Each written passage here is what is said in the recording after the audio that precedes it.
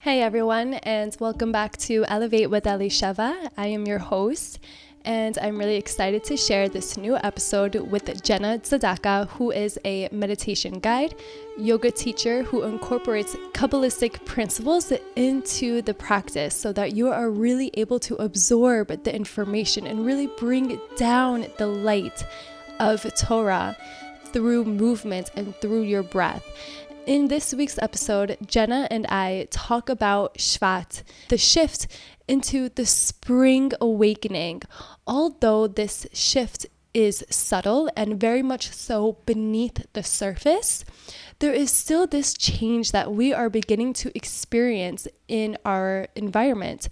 So now that we are beginning to shift from the dark months of the winter months, we're beginning to feel more alive. We're beginning to come out of our hibernation just by a little bit. And you will learn from this episode from Jenna all about the deeper meaning behind Tu B'Shvat, which is 2 weeks after Rosh Chodesh under the full moon. And this is the time of the birth of the trees where we celebrate the birthday of the Ilan tree. And Jenna comes on and shares incredible wisdom that really ignites such a deep understanding of this time, and so that we can really see the benefit of this month and for us to really gain a deeper understanding of Shvat. And I highly suggest when you are listening to this podcast episode to allow yourself to be open to really learn about Shvat and the opportunities that Shvat has available to you this month. And when you're learning about it, see how it is for yourself. How does it relate to you, all this wisdom? Because the more that we're able to relate this wisdom to ourselves, the more that we are able to absorb this wisdom, and we're able to make it practical and incorporate it into our daily lives. And Jenna is an amazing yoga teacher who really brings in the light of the Torah through movement, through meditation. And if you want to connect to Jenna, then I highly recommend you give her a follow on her Instagram at breath_and_soul_Jenna.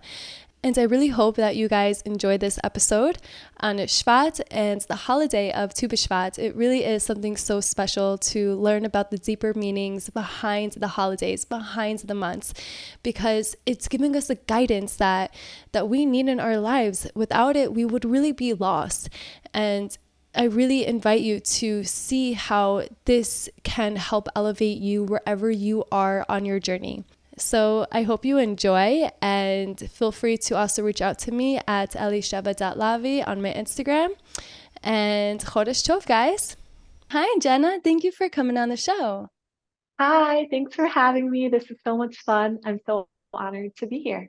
Oh, me too. I'm so excited for you to be here too. I've been watching what you do on Instagram for a long time, and I really align with it, with what you bring out through the yoga, through the movement, all the light that comes through from what you're doing. It just sparks so much joy, and I can see it through what you're doing and how much of guidance that you're giving other women and other people to connect deeper to just like yoga practice or to Judaism. It's really remarkable work that you're doing.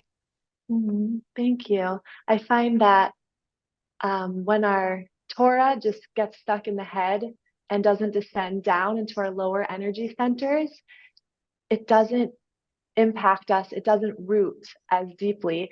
And when we can bring our Torah or spirituality or mindfulness through the body, it becomes a much more wholesome practice that is elevating and transforming on all levels. So it's a very beautiful merge of the spiritual and the physical. I really like what you said, because it's ingraining it. A lot of times, as you said, the Torah can get lost. It can be like over our heads. It's because it's a lot to bring down all these concepts, all these ways that, we can use Torah in our everyday life. So using the movement, using the breath, the meditation ingrains it. It allows us to absorb that knowledge much better. So that's really beautiful how you figured that out. Yeah, thank you. I think especially as we go into this new month of Shvat, when we celebrate the trees, when we're celebrating the tree, it's the Rosh Hashanah of the Ilan, the singular tree, and that singular tree is the tree of life.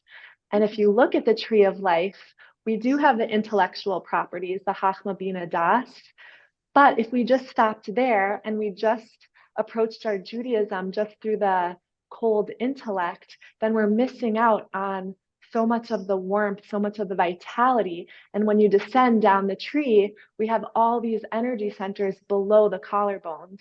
And the tree of life is really expresses through us when we can bring it down. And I'm sure that as we embark on Shevat, Torah together, we can discuss some more of these energy centers. But the 7 species of Israel that we get to partake on Tu B'Shvat actually correspond to the 7 emotional sphirot, the divine like energy centers in the body. And I think yoga helps us tap in to those. How does yoga tap into those energy centers? Well, so there's the Chabad level of the mind, Chachma Bina Das, which is the right brain, the left brain, and the third eye. And then to get into the emotional body, we have to bring a seed of knowledge from Torah or from a piece of contemplation and bring it into our emotional realm.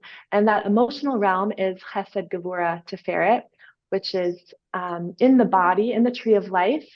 It is the seat of Chesed being the right hand, the side of giving, the side of extending ourselves, opening, expansion, the left side being Gevura, restraint, boundaries, and inward focus, ability to receive. This is the left arm.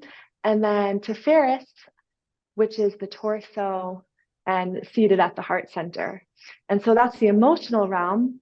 And then even deeper in the body, which is even more in like a ritualistic yogic practice, we have the instinctual sphirot, the energy centers of Netzach, Hod, and Yesod. The right leg being Netzach, which is our confidence, our endurance, our perseverance, our ability to overcome and stomp forward with confidence and just being victorious. And then the left leg being Hod, the ability to step back, retreat, surrender, and then Yesod, our procreative organs, the seat of relationships, and then Malchus being the physical, the vessel of all, the feminine receiver of life. And all of these sphirot, of course, we activate them through interpersonal relationships and through our everyday life. But when we can explore the energy centers in the body, whether it's in the yoga mat or through a different embodiment practice, we can begin to harmonize our system. And what a better way to do that than in Shevat, when it's the month of healing. And when we get to eat the fruits, and each fruit, like I mentioned, is connected to one of these sphirot. What I find very interesting that a lot of times people, I want to say just in general, is that we miss a huge part of the spiritual, like I want to say the spiritual healing that comes with each holiday, with each Rosh Chodesh, and especially in Shevat, when we have the blessing with the trees and the fruit. On the surface of things, it could just seem like, okay, we're doing a little seder and we're eating some fruit. It's one of my favorites, honestly. But then when we actually learn the deeper meaning behind what we're doing, it's completely elevating the whole experience of Shevat, of the Seder that can be done. And so let's take a moment, and I'd like to discuss just a little bit of Shevat. Now that we are going from the winter months, these winter months here in Israel, at least, it really did not feel like winter at all. It really barely rains, like not so cold, at least in Tel Aviv, at least. And I feel like something was missing. But in the winter months, it's a great time to slow down, to hibernate, really check in with yourself. We celebrated Hanukkah, where we had the light that reminded us, okay, what sparks us joy? What do we want to do this year? And it's giving us this window of opportunity to like think about life. ponder what we want to do. And now that we have Shvat coming in, it's like the seeds that we planted during in Rosh Hashanah, and like the whole winter months, we were watering those seeds, nurturing them. Now in Shvat, the seed is a little bit growing. It's growing its roots, and it's starting to turn into the spring. It's like this whole shift into the spring energy a little bit. Mm. And I think that's beautiful because as I told you earlier, I did a yoga flow for Shvat, and the very first thing we did was start in seed pose. And even if we didn't have a winter externally here, we definitely had psychologically our inner season was winter, whether that means darkness or just hibernation, retreating, restoring. And Jill Hammer talks about Tevet being like a seed in the soil. And I truly felt I was in a state of in the unknown. And Tevet is the time of it's the darkest month where we're emerging from. And Shvat, like you said, is the first poke above ground. We're just seeing a little bit of light on Rosh Chodesh Shvat above ground. And we see all the suffering that we went through, or all the darkness, or all the fear and uncertainty. We realized it was actually not just darkness, but it was in the nutrients. It was in Mother Earth. It was in a healthy substance. And now as we begin to rise above ground, we see all the insight that hibernation period fuels us upwards. So we went from seed pose, like in a darkness, in a small forward, almost like a child's pose, but even deeper. tighter, Yeah. and then lifted up on the hips and just looked around like, I'm seeing some light. I'm above ground. And by Tu B'Shvat, we're rising to be our full tree and to have our spiritual fruits, our offerings that we can only give to the world when we've had our inner winter, when we've gone through a challenge or suffering. So I love that you brought that imagery in. And I also really like what you said, that externally we may not have had such a strong winter, but internally we did. I think that's like a very important part to it too. Yeah, and I think Shvat reminds us to tune into the seasons because the tree goes through all the external seasons, and we have our inner seasons. We have our summer where we're in full fruition, we're in our abundance, we're in our light, we can give to the world. And then we have our fall when we have to let things go. Just like a tree releases the leaves, we have to let things go. We have to die, so to speak, and then come into our winter, which is that period that we're emerging from. For me, it was a lot of darkness. For some, it was more restorative.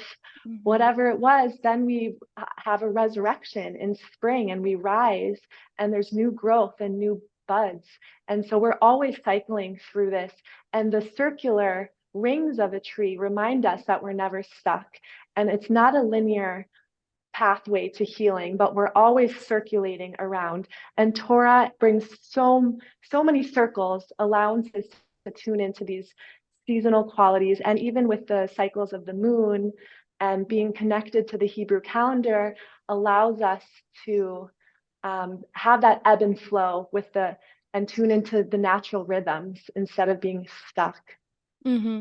It's so true. It's on the surface of things, it can appear that it's so dark and there's nowhere to go. And now that we're entering Shvat, it's this whole new opportunity. If we're tapping into the energy of Shvat, it's also the breaking of our schedules, of our routines. Things are shifting. So what was working for us in the winter months, now we sort of need to change how we were looking out in our life with our whole perspective. If before we were hibernating, we were inwards, now it's sort of outwards energy. And there's that whole climax, as you were saying, on Tu B'Shvat. So we have Shvat, the beginning of the month, and then 2 weeks after, right in the middle, on the 15th of Shvat, we have Tu B'Shvat.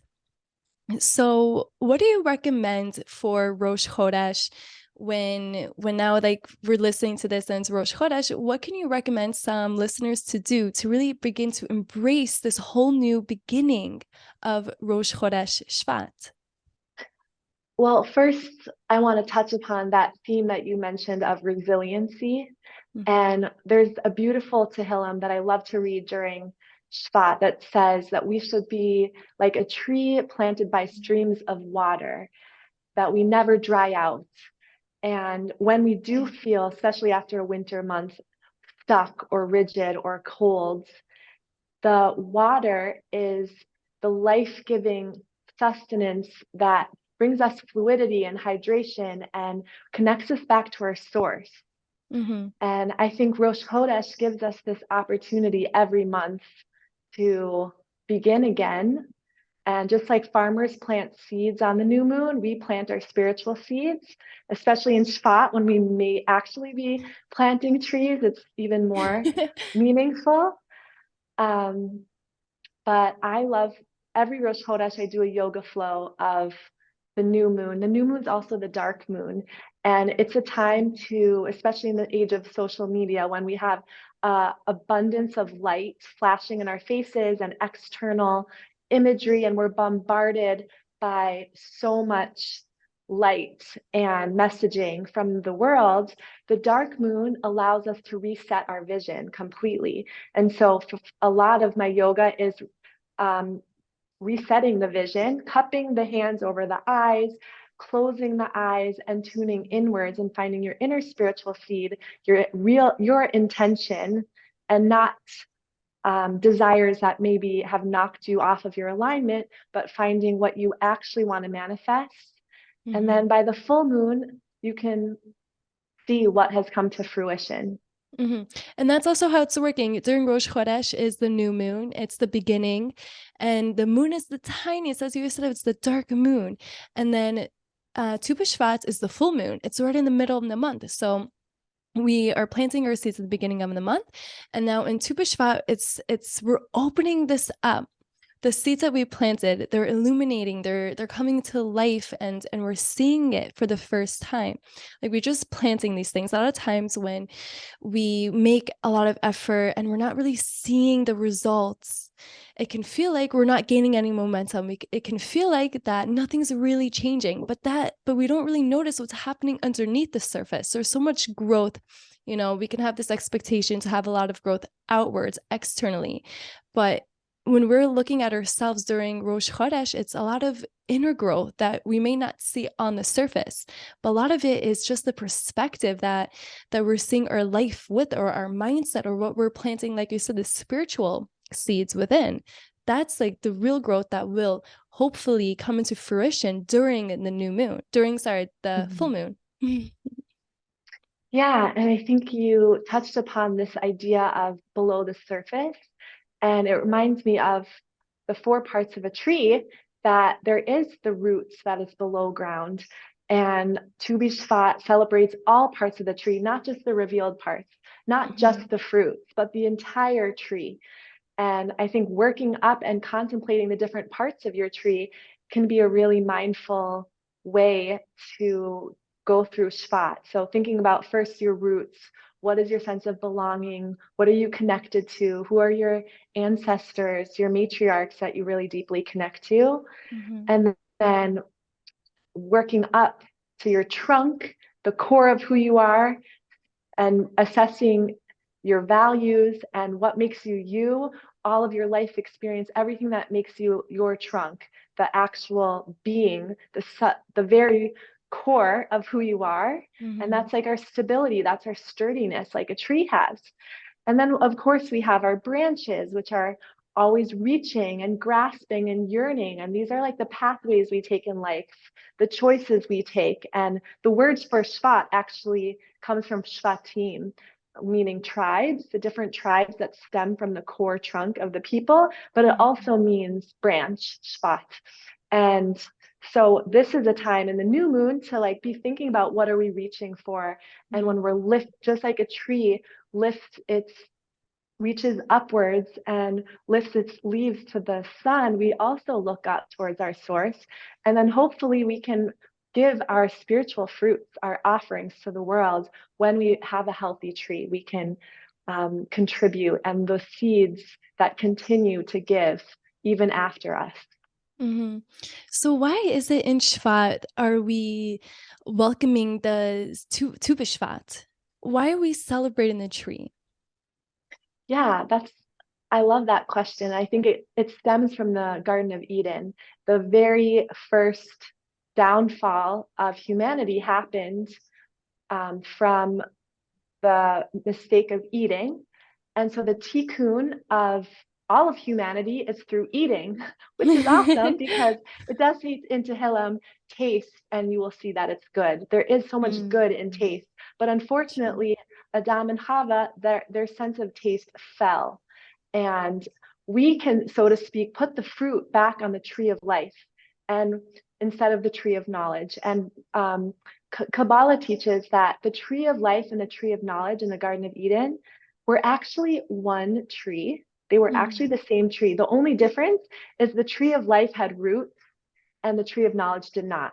So that means when we're eating something and we take it in an egotistical manner and we derive pleasure from it, but just on the physical plane, then we are taking or stealing from the tree of knowledge. But when we taste something or any pleasure in the world and we connect it back to the root, the source, which is our divine source, the pleasure becomes divine pleasure, which stems from the highest sphira of Keter, because Keter is actually the sphira of this month of Shevat, and it's in Keter that we have tainug, pleasure and desire and will, all of these elements that we can rectify through our sense of eating.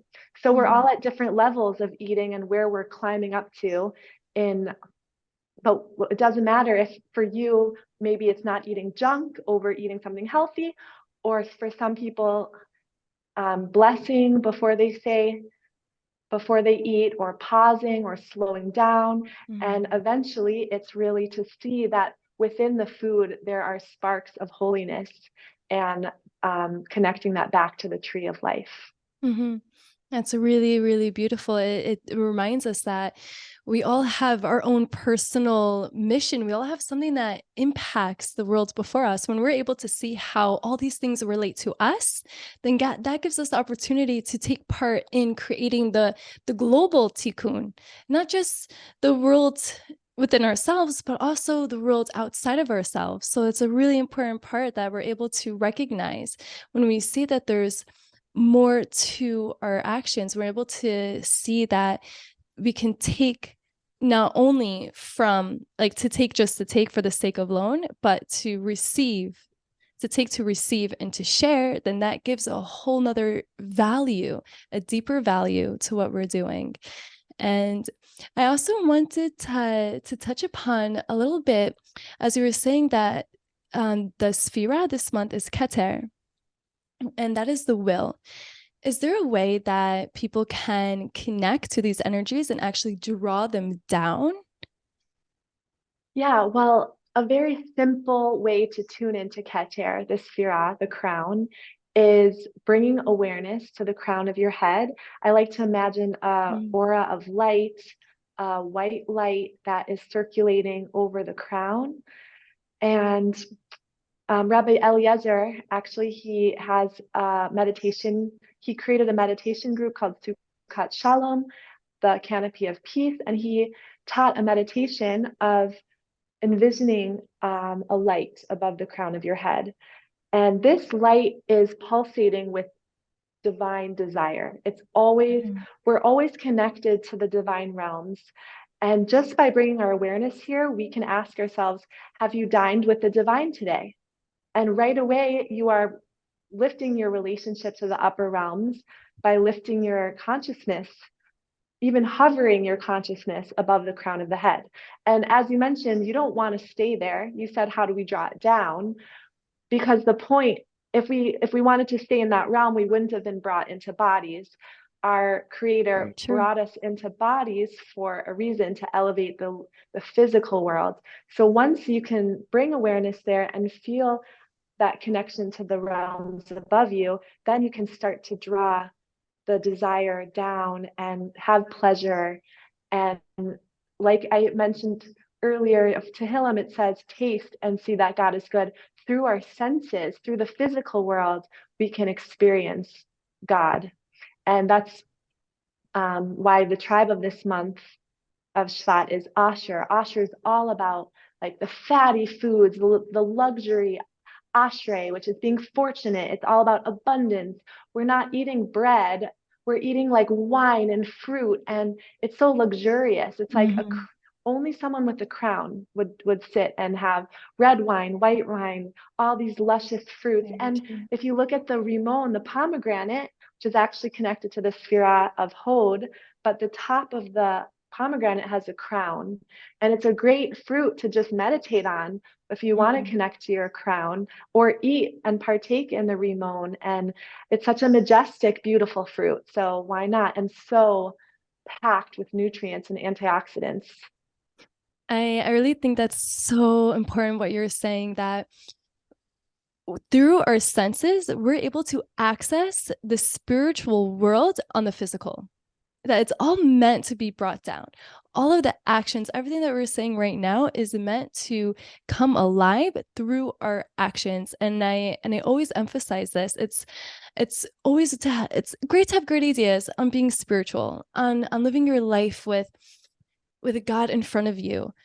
But the real work is through the actions. Only through the actions are we able to reveal the light. And it's through the senses, it's through our sight, our taste, our words, what we hear, our hands. It's so important. It's an important part. And I wish I could show you this image of Yeah.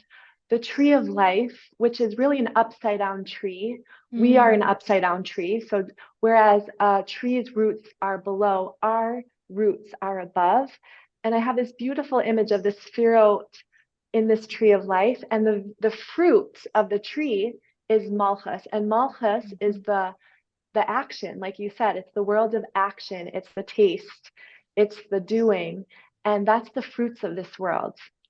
So it's a beautiful image to remind us that specifically this month, when it's about healing the vegetable layer of creation, there are four levels of creation. There's the inanimate, the adamant, um, and then there's the animal and the medaber. Spot is about the vegetable layer, the adamant, and that's like the health and the sustenance of our body, and the natural world, and we get to heal that. And it's such a opportune time to come into our senses and see what is healthy and what is an imbalance and what is Mhm. not healthy, that we can start to, like a tree releases its leaves, what can we let fall away to reveal our inner health. When people are doing the Seder this month for Tu B'Shvat, what is a way that they can elevate this experience? Because like we said earlier, it can just be eating some fruit, drinking the red and white wine. But what is something that people can take away from this and look at the Seder as a spiritual opportunity to elevate themselves? Well, I love that you mentioned that, because the four levels of the Seder, you see four everywhere in Judaism, of course, connects to the four seasons that we mentioned, the four letters of God's name, the four cups of wine, and the four, I always think of like the four corners of my yoga mat when I'm in my head. But we have so many fours. You can think of Yes. the four letters in God's name, I think I mentioned, but these are also connected to the four elements, and each stage of the Seder actually refines a different element. So Mhm. the first world of Asiya is connected with the earth element, and Asiya is the world of action, like we mentioned, the world of Malchus. The word And that then we're the in next, now. yeah, well, yeah, and it's not a physical place, but it's just energetic realms. It's all different dimensions, really in the same space. So some of us may be more on the Asiya level. Some of us may have some soul root in a higher level. We don't Mhm. really know where everyone's soul root is from. But then the going up to the next Kabbalistic world of Yetzirah, this is connected with the water element. And Yetzirah is the world of feeling. And so as you go through the Seder, you can really think about your life. How am I doing on a physical level? What is my emotional state like in say for Yetzirah, or in the world of Yetzirah? And then the higher world of Bria is connected to the air element and the thinking. And then Mhm. Atsilis, which is the fire, and this is like the realm of spirit. And all of us have all four elements within us, but it is a great time to also balance out your elements. Maybe you have an excess amount of fire, so you want to spend more time on that piece of the Seder. Maybe you're getting really angry or your passion is Mhm. misdirected, and it's a chance to pull that fire in and channel it in a good direction. or maybe you're more of an earth person. And Tanya says, if you're an earth, you tend maybe to get depressed or sluggish. On a positive note, an earth sign is someone who's very stable and feels like they belong and they're calm and they always feel a sense of belonging. So it's just a good opportunity to take a look at those four parts of yourself and use it as a way to balance out your energies and to refine yourself. I really appreciate you going through this with us because it's a really important part in this whole rhythm that we're going on, in this cycle that we're going on. It's not a coincidence that after the winter months, after hibernation, that we are being blessed with this Seder, with this time to check in with ourselves on all these four different levels. It's really not a coincidence. It's another way that God is saying for us to connect to within. And before, we go out and execute during the summer months, we're doing another check-in. We're revealing a whole different layers within ourselves that necessarily we wouldn't have time to do if we don't slow down. I always Mm-hmm. say that all these holidays, all these small little parts in Judaism are just another way to check in with ourselves. It's always such an individual experience, but also a world on the outside, because we're all connected. The more that people are doing this, the more that they're taking a look within themselves as a mirror and reflecting, then everyone benefits from it. This whole ripple effect happens. So if on the grand scheme of things, when we're looking at the Seder, as you mentioned, in these four different categories and really revealing this different light that we can receive in each part, then we'll be able to bring more healing. We'll have more clarity. We'll be able to bring more of a tikkun, correction within our soul. And that's really what we need. Each person has their own tikkun. So during the Seder, it's more than just eating the fruit. It can be fun. It can be exciting, but there is this certain special part about it that we can elevate our souls on, ourselves on. And I want to thank you, Jenna, for sharing that, because it's so important that people have this information for when they're doing the Seder this month. Yeah, and what you mentioned also about just eating the fruits. The reason that we have the seven species is not just because they are grown in Israel, because there's a lot of other things grown in here, but because they have the spiritual qualities that Mm-hmm. we need in order to refine ourselves. So as we're eating the fruits, we have to remember they're not just fruits. Like Hod, the pomegranate, it's bringing us humility and softness and surrender. And like every sphera that has a different one, and we can embark on our eating as like a spiritual excavation. And it also, even if you're not in the land of Israel, um, Kabbalah teaches that on Tu B'Shvat, all the fruits in the whole world are blessed through the land of Israel. Mm-hmm. And specifically through eating the seven species, we reconnect to the land of Israel. And in terms of like the body and the soul, Israel is our body, and the nation and the people here are the soul. So we're actually unifying ourselves by taking the fruits in the Seder, we're bringing our soul into our body. It's like a very embodied practice in Torah, and it's so exciting that we have this opportunity. I absolutely agree with you. And Jenna, I want to thank you so much for coming on the show and sharing this and just sharing your light with us. You are a well of wisdom, and hearing you talk is wow. I can hear you talk for hours and days. Yeah, thank you. I wish we had way more time, but I hope we can connect soon. And where can people find your yoga videos? I would love for them to be able to practice your Shevat yoga practice. Yeah. So there's a few different ways. We have an online studio called Radiant Emanation Studio, and that's subscription. So you can pay per month and you get tons of videos. There's also free ones that everyone can practice. And you can find that on my website, breathandsoul.net, or often on my Instagram, link in bios, I have them. And on the Jewish yoga course, we have live Zooms twice a month on the new moon and full moon, and then also pre-recorded videos specifically for each month. So that's another way to deepen in the teachings. Oh, that's amazing to really Yeah. embody all these teachings. Yeah. Oh, that's incredible. Hmm. I'll hopefully be seeing you on there soon because just by listening this, it's one thing to learn about the energy of the month and all these opportunities, but then it's like one thing to actually embody them, really bring them and like we said, anchor them within ourselves. Yeah, I feel like the Torah that's landed in me the deepest is the Torah that's come through me all the way in a yoga pose.